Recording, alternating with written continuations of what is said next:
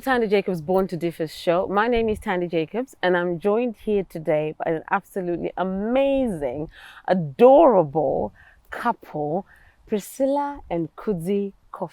Welcome. Thank you Thank for you so having much, us. Cindy. Thank you for having us on such a prestigious platform. Quite beautiful.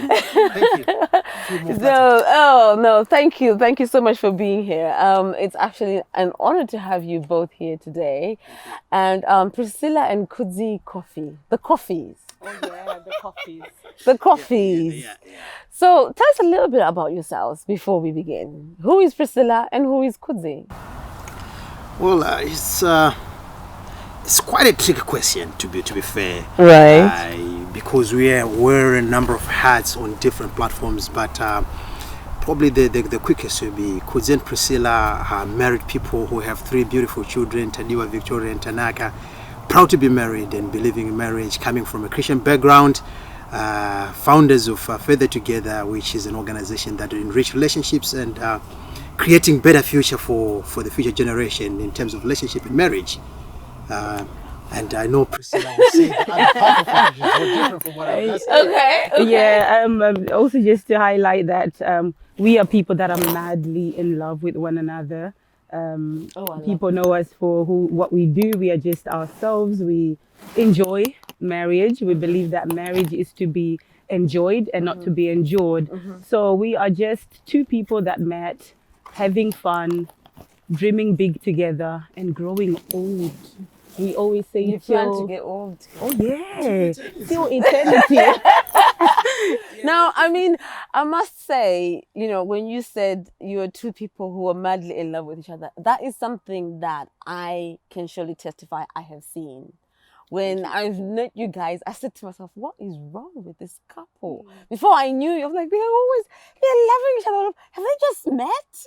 And then someone said to me, no, these guys have been together for years. How many years again have you guys been together? We've been in love for 20 years and we've been married for 12 years. 12 years. So is it like high school sweethearts here? I was in high school, but he had finished his high school. So, Okay. yeah, kind of ish. Kind of ish for you? For me, yeah. He was my first love, by the way. Oh my God, that is so sweet. Okay, that's fantastic. That's amazing. So tell me, for 12 years you've been married, 20 years you've been dating. Yeah. And you didn't meet here, obviously. You met in Zimbabwe. Yeah.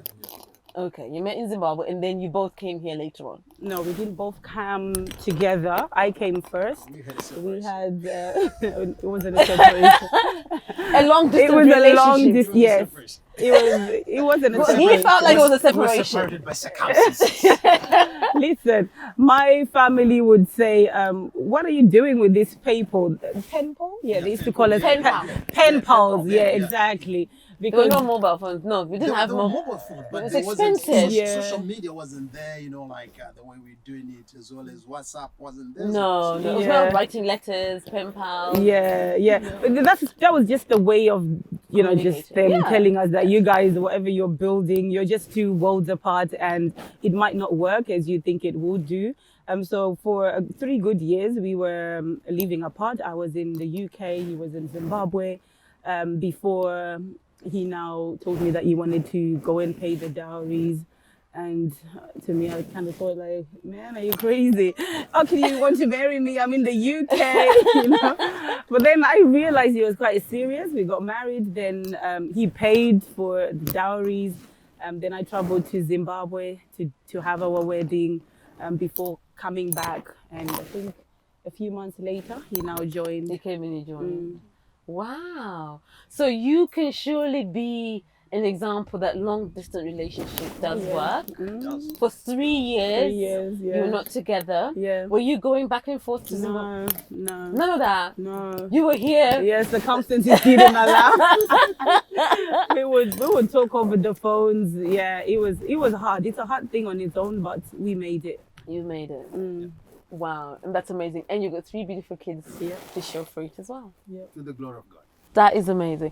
Okay, so So Kudzi, you're similar to me because you are also an MC Yep. and you are also into video recording. Yeah. You travel quite a lot and do a lot of variety of things. Yes. Okay, so tell me a little bit about that. Well, I think there's one statement which I always say when I go emceeing. I say, Priscilla is my business partner in the boardroom, from the boardroom to the bedroom. My entire life of probably the outside life is with her. When you go back to do business, you do business together. Notwithstanding, or probably coming back to the issue of emceeing, I come from a background where I have never done anything much outside media. Okay. So since I finished high school, I've been doing media through and through. I've got a degree in media communications, masters in media, and called industry studies. So media is my food. That's what I've been doing all along. So I enjoy it. It's a passion, it's a hobby, and it's work. It's work as well. It pays the bills as well. Oh yeah. Come on, he's got me and 2 kids. He's got to pay, really. So because you had the Digging Deep show. Yeah. Okay. And is it still going on at the moment? Not at the moment. I think the Digging Deep show, we were one of the very few people to be on traditional television. Yeah, in you the were, UK, coming yeah. from Zimbabwe. So it was a vision of a certain time, and we believe that sometimes when you have a vision, it cannot be everlasting. Sometimes it could be a channel to launch you into another thing. So we did the Digging Deep show for 6 good years. You're on Faith TV. Being on traditional television is quite expensive. It's quite draining. They paying the crew and all this stuff. It was a long thing. Then we reached a point where we felt, God is saying we have reached enough. So we went off air, and we were on social, like maintaining on social media. On social media we reached a point platforms, where we were saying, you know what? When God said it's enough, It's enough. it's not about the people. It's about That's right. listening to Him. Yeah. No, that's amazing. So how do you, as a mother of 3, and with a husband who is so busy, how do you handle this? How do you manage the home as well as be the business partner and be the business partner in the bedroom. boardroom and in the bedroom? I must say that it is a lot of work. It is challenging at times, but I've got a great support system. I've always mentioned how both of us are in partnership. So we don't solely have a job role that is assigned to a mother, assigned to Priscilla, and Priscilla take care of the kids, do the house, do everything. So we've got a great partnership, which is so intense, such that growing up, all my kids, he's the one that took them to school. So he would do the school runs, like as long as I can remember. Our first child is 11. So since day one, he would do the school runs. He would get up, get the kids ready, take them to school.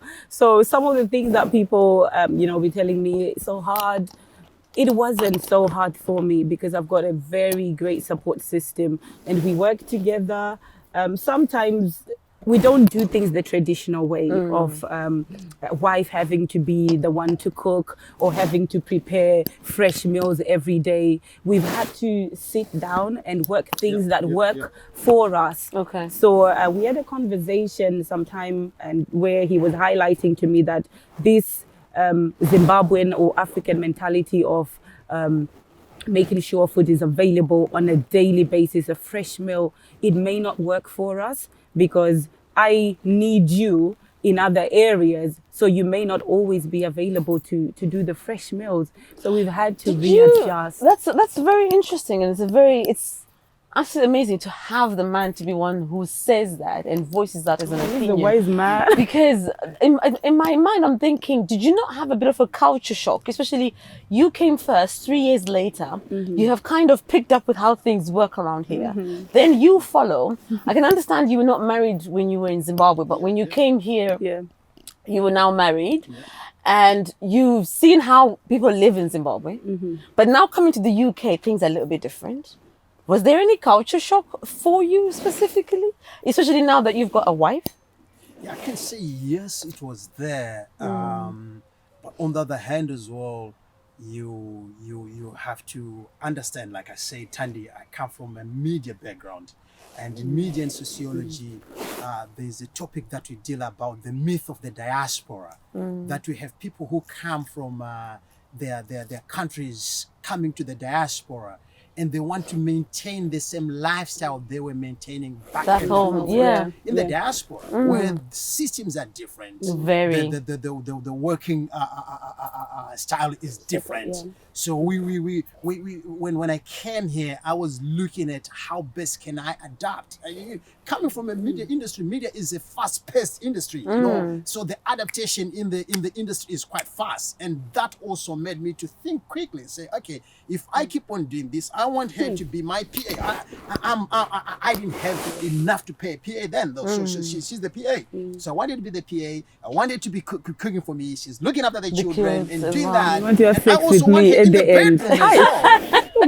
It's too Yeah. much for her. So now, before you know it, I want her in the bedroom. Then she starts head, shoulders, knees, and toes. My head is paining me, my shoulders, my toes. So to avoid that, I have to bring that mechanism. Say, look here, baby, let's sit down. Let's discuss what can we do to solve this thing together. And on that note, we're going to take a break. We'll be back in a minute.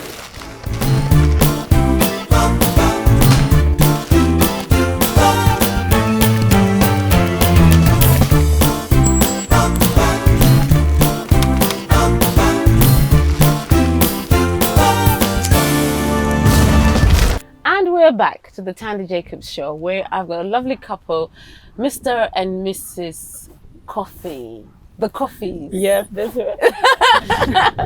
Now, the Kofis, you have started a program or a show about Further Together.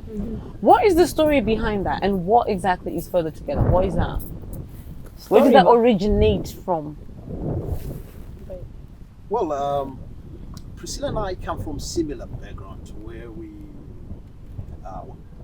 come from, I can call them dysfunctional families. Okay. Yes. We both have both parents, but the setup of our families was quite different from what we expected and from what every child would probably long for.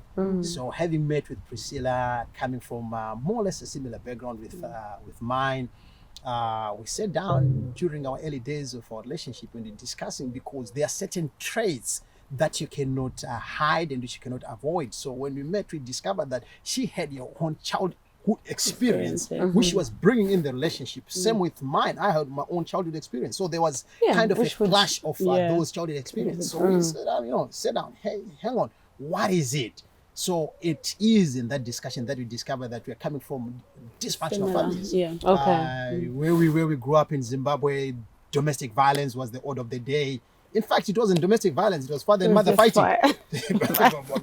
So it's probably every house or every other house, people are fighting and all that stuff. And issues of infidelity as well. Yeah. It was a common thing. They say every father or every man will have two, three have a children, side which is chick, outside wedlock. So, Side chick. yeah. Or a small house. A A small house, that's the word. Let's use the actual word, small house. Okay. So having coming out of from such a background, we sat down and we said, you know what, we would like to make our relationship be more better. We want to enjoy life. I enjoy life. I started being on the limelight, being an MC in Harare Gardens at the age of 18, 19. Okay. So I wanted to have good life. And I said to her, you know what, one of the biggest challenges which you have is having a home where you are not housed properly. So what can we do to make this thing work?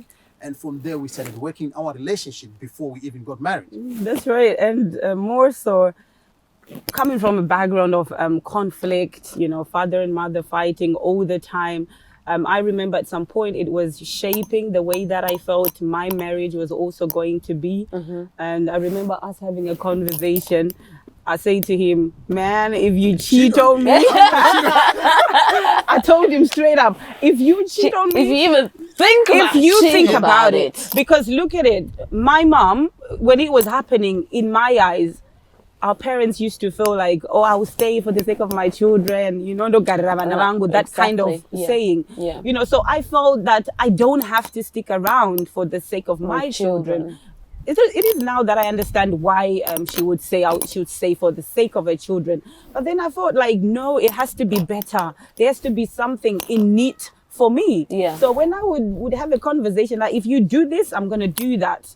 You know, so coming from that conflictual background, we sat down, we had a strong discussion that we want to make our relationship better. And not only for us, but also for our children. Yes. Because believe me, there are some intergenerational consequences that occurs when a child is raised in such an environment. It is toxic. Yeah. So we didn't want that for our children. And now coming together, we realize that not only are we doing a bad thing by keeping this to ourselves, learning about marriage, creating a good relationship for ourselves, why don't we bring it out to the world? Let other people enjoy. Let other people also have satisfactory and long-lasting relationships. Wow, that is powerful. So tell me something. I mean, you've talked about this, and if it's somebody who's never been married before, and they're sitting here or listening to this, they're going to think that it's all rosy. Are there any challenges? Because, I mean, if somebody, they want to know that, okay, so for you to be able to get to make that decision that this is what we want to do, you know, what did it take? Were there any challenges? Did you have any resistance? Did you accept everything that you were being told? Or you were like, no, this is not how it works? Because obviously, you mentioned what you saw, although you did not want it, but then there are things that have been deposited and you're thinking, I don't want this and I don't want that. You know, somebody comes in already defenses, you know, already create a bridge or a wall that's been built up and you're trying to break that. So what have there been any challenges or things that you can say you've been able to overcome? A million. It's been a you know what, million. Tandie, if we start to Well, maybe even mention one or two because I'm thinking, because if somebody's going to say, they're going to think that, oh my God, yes, so I can put everything behind me. What is it that, if a challenge like this comes to me, okay, or if my partner, my husband, my wife is like this, what do I do? How do we handle it? What kind of an experience did you guys have or a challenge that you faced and you were able to overcome it? Because 20 years, I mean, I must say, is a pretty long time. It is. It's a long shot, to be honest. Yeah. It's a long shot. What I can say is my father is somebody who wants things to be done his way. And I grew up more with my father than my mother. So when things has to be done, they has to be done and they has to be done my way. Okay. And my father, when I met my wife, I said to my wife, you know what? My father has been late. When we say we're meeting 5 o'clock, at least 4 o'clock has to be there. Always on time. And she couldn't believe me. When we had our engagement party, my father was there 1.5 hours early. When we had our wedding, he was right there on time. Wow. But because he has that, he also have this sojaic that we have to do it now and it has to be done my way. So when we met with Priscilla, it was things has to be done now and my way. And Priscilla comes from a background where she's quite stubborn as well.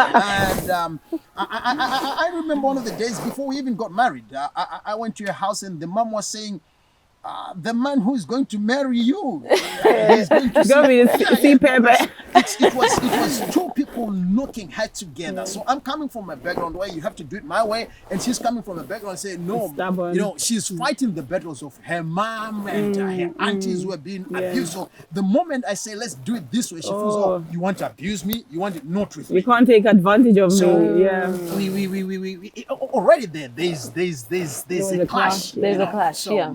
And you have to understand that marriage is a convergence of vision, it's a convergence of mission, it's also a convergence of culture. Yeah. Now, for these two cultures to converge, somebody has to, ignore certain things or to do away with certain things. But then, I grew up for the past 20-something years, I've been doing that. She's been doing that for the past 20-something years. And who is Who are you to tell me to leave what I've been told and what I've been Exactly. Who are you to come here and actually want to change my life? Yes, that alone, Tandie, that alone is exactly.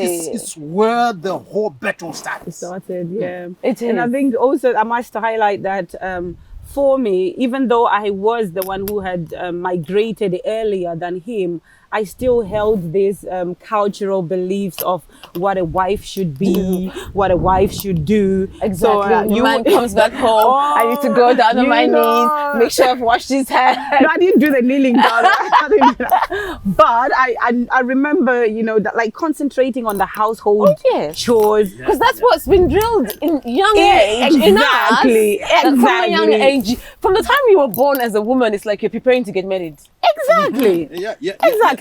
And you know what? You would have found me 1 in the morning, 1 a.m. I'll be hoovering the house. Ironing, cleaning, doing stuff. The neighbors are sleeping and she's the fucking cleaner. I'm saying, my God, I'm waiting for my wife here. You know, you're waiting for your wife and you'll be reading the book, then all of a sudden you fall asleep. You will sleep 3 times before I show up. So I had that belief system and I just wanted things to be done that way. So you really have to adjust. You really have to be able to take correction if you want your marriage to go forward. And I think he set me down. He's very good, you know. He set me down and he was like, you know what? I want to have a chat with you, probably that you didn't have with your aunt or with your mom or whosoever. So then he started telling me that I know that they might have told you that the only way to a man's heart is through his stomach. So you're doing all you can to make sure I have the food, I live in a clean house and stuff like that. So now he tells me that, listen, if I wanted a chef, I would have married one. Okay. If I wanted someone to keep my house as clean as possible, I would have married one. But I did not marry you for these reasons that you're getting busy about, doing house chores throughout the night. You need to be able to understand what my needs are. Understand me, understand Kudzi, the person. And since that day, I was liberated. You're like, right, that's it. I put the hoover down, the stove is off. I'm going to bed. You know, like I mentioned earlier on, you know, some of these things, they are just a myth. And we carry them all the way from Africa, from the Caribbean or wherever it's coming from, and we come with them here. The challenge is if we do not adjust. Culture is dynamic, it changes. But the moment you go back to Zimbabwe, you see the very same parents who told you to do that. They have already changed. They've and moved you are on. still holding on this. That's why we call it the myth of diaspora. And, you know, like I mentioned. You're very right. There's the myth of diaspora and there's also the culture, because we have come with the culture, what we left in our minds, that's where we left. Exactly. We're expecting that's where things are, but things have moved on. And also having to adjust also constantly and changing and realizing that things have changed. Raising children in an environment where the culture is different, the language is different, everything you're doing is different. It's a whole new world. And on that note, we're going to take another break. We'll be back soon.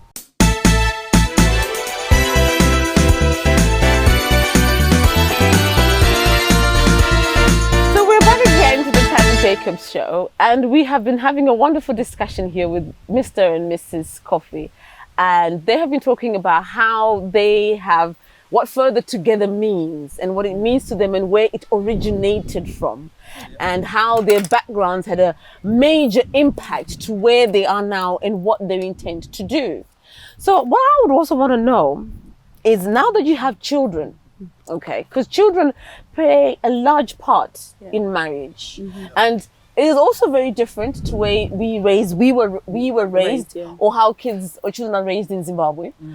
But now that you have children here, how are you managing? I know I asked you, Priscilla, but then now with the two of you and balancing and wanting to have a good, happy, healthy home, how is that? And the children who are learning a culture which is completely different, a system which is different. You see, we speak our vernacular language, we speak Shona, but the children probably understanding, and when you try to say something, they don't understand what you're trying to say, or when you try to give them the look, they are thinking... You mean when you say in the bag and says, no, mom, it's not the bag, it's a bag. it's not in the fridge. Exactly. It's not in the fridge. Yeah, it's in the fridge. You know, so there is a change. So what would you say to, how have you guys been able to handle that? Because I mean, with everything that you guys are saying, to be honest with you, I really think I'm going to need to have a marriage seminar here. Okay, that is something that we're definitely going to have to arrange. So you are bringing a uniqueness to a marriage, and as you know, this show is Born to Differ. Oh yeah, there is a uniqueness that you're bringing to this show. So what is it that you guys, in terms of marriage with children, what is unique that you guys have impacted or are impacting on your children, because they're still young, that you're impacting on your children every day? Well, I think the first thing which Priscilla and I learned from the onset was, in as much as we are grooming our children and they are learning from us, we also need to learn from them. Yeah. Okay. There's a lesson there that we need to understand that we are in a different country. I come from a family of 8.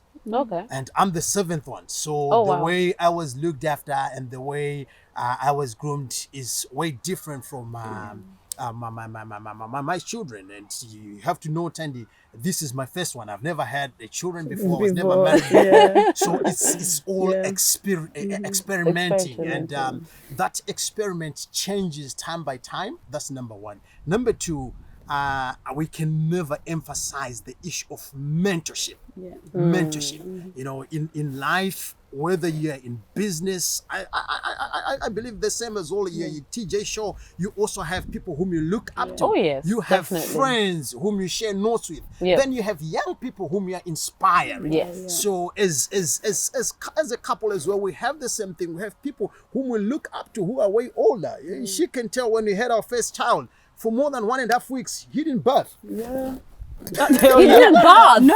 For more than 1.5 weeks. No, we were young. We didn't know what to do. You know, unlike back home where you have go back to your mom. Yeah, you go to your mom, and this time the funny thing is the night. I'm going to laugh at that. I'm sorry. We didn't know what to do. We didn't know what to do. Oh wow! And she was so scared. I was scared as well. Funny enough, when we were driving from the hospital, the night we gave birth to Tanaka, when she was discharged. The light bulb moment when he said to me, "Babe," I was like, "Yes." Can you realize what's going on right now? Have you learned something? I was like, "No. What are you talking about?" And you said, I said it in a joking manner. I said, this dude sitting next to you is going to be with us everywhere. Forever. So any part of our marriage now, if you're going for a party, for clubbing and everything, this dude has to be there, or have to think of where to put him. Exactly. Yeah. Boom. That's something new which you never knew. Which you never thought about. Which we never thought about. And just highlighting on the issue of having children and having to balance our marriage as well. And one thing that we always do is make sure we have time specifically allocated for them. So we have this book that we have a couple book that we address questions with one another. We have our alone time where we go over our own questions as a way of connecting with one another. And we also have a family book where we sit down as a family. We talk about issues pertaining to their education. What is it that they want to be when they grow up? So we create this atmosphere such that they know that this is mommy and daddy time. So like today they knew, they were like, mommy and dad, are you going out? They know that we go to holidays by ourselves. Just last week, we took them to some of our family friends who kept them for 2 nights. So they know mommy and dad has to have their own time. Family and time, then we have a Some family tend to time call as it well. date night or something, or date week. Ours can go for like 4 days, 5 days. So we do have that. So making sure the children understand that before them, it was us. It was us. And they are going to leave as well, so it will be the two of us. It will be the two of us. There's something that you said which I think growing up, especially in Africa, there was this statement where children should be seen and not heard. You know, children never given a chance or an opportunity to be able to say how they feel. You know, your feelings were disregarded, were not seen as valuable. It was always, parents were more authoritative towards their children. You just had to do what you were being told. You didn't have the opportunity to voice out. And if you did, you were called rebellious. You know, you've got no respect. You got no you respect. answer me when you're answering. They tell you, Don't no, answer keep me. quiet. Exactly. Then you're like, no. Okay, so no, that is amazing. Now you talked about having some time away. Okay, what would you say, or how would you advise people or couples who've been married, those who are just getting into marriage, or those who've been married for a long time? Because 20 years you guys have been together, but 12 years, so, married, or whether you say 17 years, but it was still the 20 in total, isn't it? What would you say to couples? How do they keep the fire burning? Because you guys have got fire. You guys are on fire. You know, you are. F-sex. Sorry. Okay, yes, clearly upset. But how do you keep the fire burning? You know, what is it that you do besides having sex? What else? What are you disregarding sex? I'm not disregarding Okay, go it. on. It's okay. You know what? I want you to understand, and I want the viewers to understand that marriages are in different sizes and different shapes. I've got mentors whose idea of relationship and love is buying cars and gifts and all that. And Priscilla is not a car person. Okay. All right, Priscilla likes flowers. So if I say to you now, go and compared to buy a car. your girlfriend So you don't or your want a wife. car. No, I said not compared to a car. Yeah. So if I advise you what to buy, then I could be ill advising you. Okay. But what I say is you have to understand the needs of your spouse. I think that's- You call it understand the language code.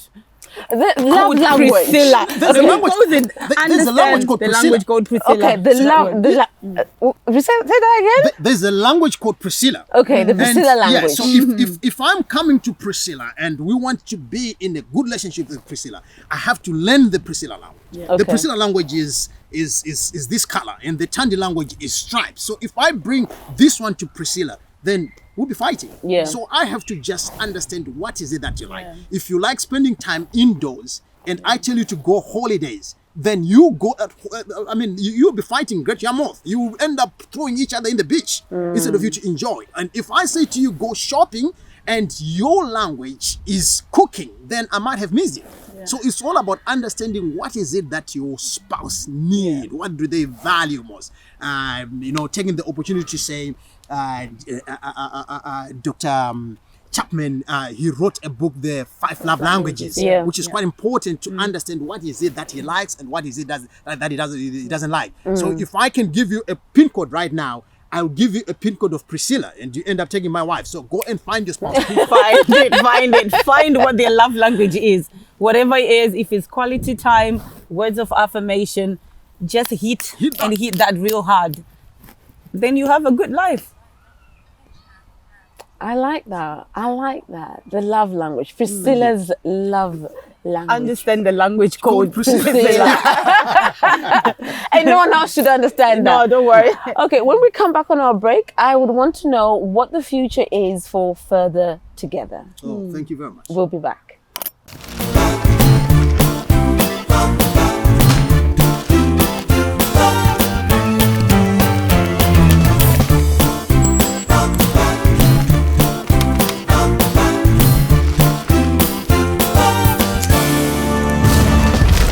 Welcome back again to the Tandie Jacobs Born2Differ show. And the couple that formed Further Together, which is a wonderful platform that they are explaining all about what marriage is all about, because they've been keeping their marriage on fire for 12 years, but they've been together for 20 years. Yeah. So what is the plan or the future for Further Together? What is, because it's something that you have started. Yes. and you have got a lot of things. I know prior to COVID coming into place and the lockdown, you had an event that was coming up specifically for that.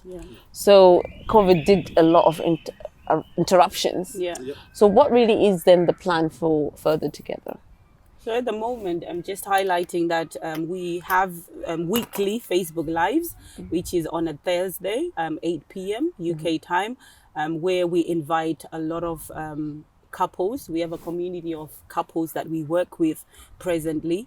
We are looking to engage more couples to bring on board to form this network of mentor couples that are readily available for any couple should they need help And support. we support that people should get early help as much as they need it. So we have this community of couples that we are looking to build to be part of this further together, as well as other things as well.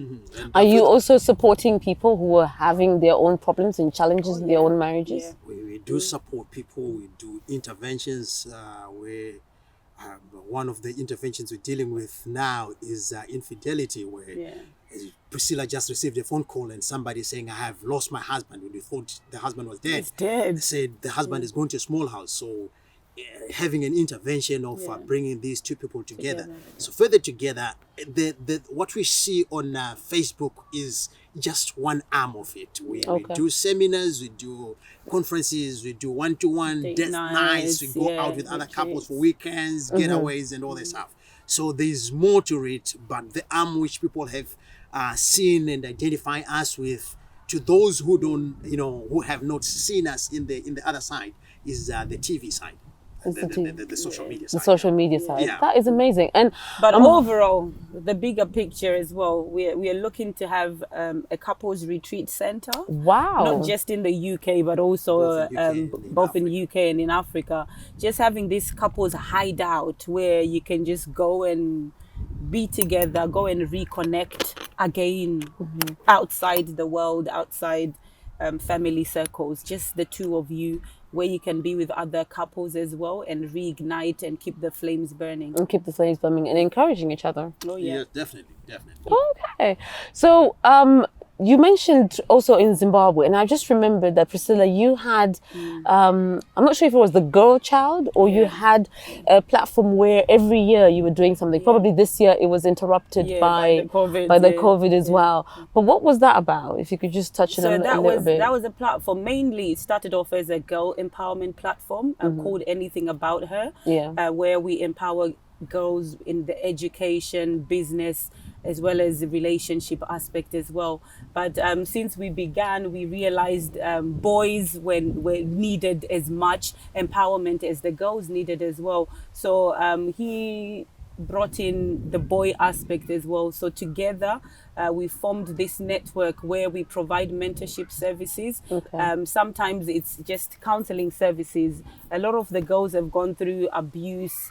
One that really struck me the most is a girl having to tell me that they had to sleep with a guy. They lost their virginity because they wanted money to pay for their fees.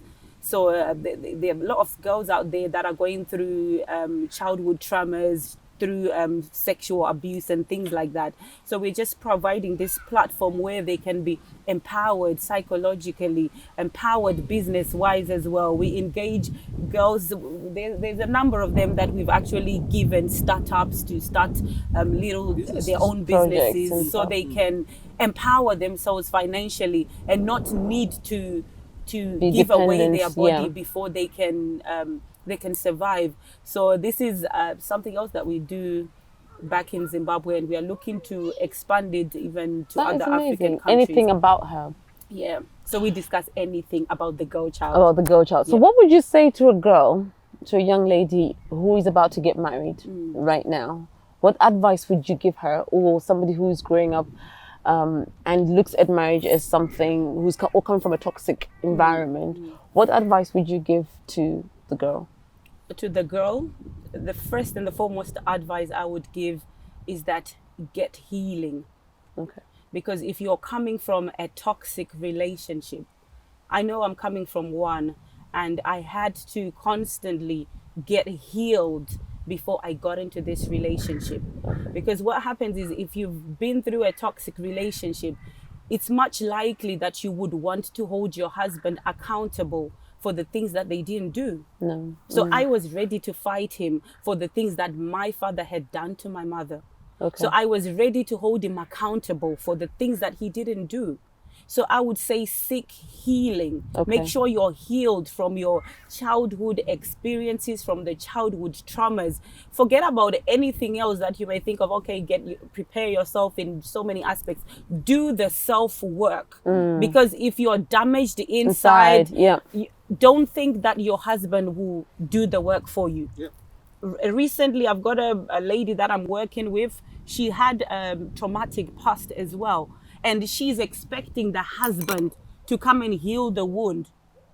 Right. The Which wound, is where I think a lot of people get it mixed and wrong, they get isn't mixed it? up. Because they then expect this person who they're married to Yes. to be the one who fixes the problem. Come and fix my problem. Those are your issues. You've got to deal with your Your issues. issues, Fix your issues. So once you are healed and whole, when you now merge with your husband, you can only bring about a better union. So get healing before you get married. Before you get married. Wow, I like that. And Kudzi, what would you say to a young couple that is just about to get married? Okay, and they've just been married for maybe a year or so, but then maybe they're feeling a bit dry. You know, when you're dating, there's always that little spark. Okay. You know, sometimes someone said to me, it's more fun when you're sneaking out. It's more fun when you're coming back home late and you remove your heels, your shoes, because you don't want to be heard climbing up the stairs, you know. But now that you've been in the house, there's no sneaking around anymore. Still sneak out. Come on. Who are you sneaking out from? The truth of the whole matter is we have a challenge of a frame that had been set before us. Okay. And the day we got married, it's as if somebody has come to you and say, the Father, the Son, and the Holy Spirit, you are no longer allowed to do everything sneak that out. you used to do. So now you do that. So it's now. So people are not living in a marriage; they are living in role plays in their marriage, in their houses. So stop all that nonsense. Forget it. Be who you are. Be real with your spouse. I take Priscilla. We go to a party when the music is rolling. I say, babe, I know you like this song. Go and dance. Go and dance. Be it Van Choga whatsoever. Go and dance. Why? Because those are the things that she enjoys doing. And if she does that, the feel good hormone now is aroused. Yeah. When you go home, there's gonna be fire, baby. Yeah. Why? Because she's happy. Yeah. So allow your spouse And the bedroom will be good then, I'm Oh guessing. yeah, oh yeah, and get crazy. If I just have to add, get crazy. Oh, yes. Yeah, get crazy. That's all I can say. We can't go in depth as to how crazy we can get, But get crazy. just get crazy. get crazy, because if you don't do that, Yeah. then it's you and yourself fighting. It's that young Kudzi who wants to play, and the Kudzi that is being modeled, that people want me to be. So I'll say to them, be as original as you can. As you can be. And also allow your spouse to be as original as they can without anybody's template. No, don't follow my template, because if you go to party and dance too much, if your wife doesn't like that, then It'll cause red problems. card. There'll be fireworks. Yeah. I think you just hit something that I've just remembered. With my parents, when I was young, my father is late, but my parents growing up, they always used to call each other by their first names. Yes. They never used to call them. You know how it is back home, they say, because you got a child, they say, my Ningi or Baba Ningi, you know, it automatically changes. But so my parents always used to call each other by their first names, even if they were in public or with family. The only time my dad ever changed was when he had to go to the rural areas and it was in front of my, my grandparents. That's the only time I ever saw my parents change. And I remember asking my mom and my dad, and they said it's because before the two of you were here, we were always at Gripe and Midnight. So why should that change just because you three have come along? Yeah, because the moment you do that, you have to know that the human body is formed with water. It's full of water. Yeah. And what normally study tells us is if you take a glass of water and lie on the water will accept whatever you say to it. But now the challenge with the body is if you lie, if I say my name is Tandie and you push my muscles becomes weak every time I lie. Yeah. And so it's because there's a conflict between what I'm saying and what what's is happening. happening. So the lie detector in you is saying, oh, Baba Tanaka. But if you're like, oh, you know, call me Joe, man. My blood flows and they call me Joe. So be that. And, you know, I always say this, be naughty sometimes. Because that's what makes us to be happy. Be naughty sometimes. Be naughty, be on fire, be naughty, be crazy. on fire. Honestly, sometimes we get as naughty as I told you that we normally travel out and leave the kids home. So sometimes we can say we are traveling to Great Yarmouth. We're gonna do it as much times, like 5 times more than we did it in another place. So we can actually say keep a diary of, okay, we did it this amount of times in Great Yarmouth, we are traveling to another place, this is how much time we're going to do it. You know, so certain things like that. I think this is the first time I've ever heard a crazy couple come onto the show. So literally before, we used to count, like Botswana, when we touch Botswana, we want to, you know, like Zimbabwe, you know. These are the things that we're enjoying when we were young. We'll say, okay, when I go there, this is what I want to do. When I go there, this is what I want to do. So I remember one of the days I took Priscilla, I said, we're going for 1 week holiday. And she said, where are we going? I said, I don't know. So we're going on holiday. So we just hit Preston. We sleep one night there. Then travel. We're looking for a hotel. Oh, we're coming from here. Where can you go? We're going there. It's that adult thing that you know, makes people to be happy. You have to know that as young people, it's the roly-poling, the spinning, the, you know, that makes us to be so. But don't break someone. The moment we stop all those things, then our time dies. And finally, marriage. If you want your marriage to work, you have to work. You have to work. Wow. Like I said earlier on, I'm definitely going to arrange a marriage seminar and have you guys be on the show. It's been absolutely amazing having the both of you here. And I cannot thank you enough. You have brought a lot of life to what marriage is all about. And I'm sure many people out there are going to looking forward to their own marriages. Thank you so much. We feel more honored, you know. I don't know whether you knew that you were going to come in this, but it's quite a beautiful thing we can do within the community. We feel honored to be here. No, thank you so much. It's been absolutely amazing. And I'd like to say to everybody, if you want marriage advice, or if you want to keep the fire burning, you need to contact the Kofis, because they're not only crazy, but they are on fire. They keep it on, they keep it going, and they travel to different places to do many sort of crazy things. Why not? So, once again, I'd like to say thank you very much. And this is Tandie Jacobs for Born to Differ. Goodbye. God bless you. Thank you.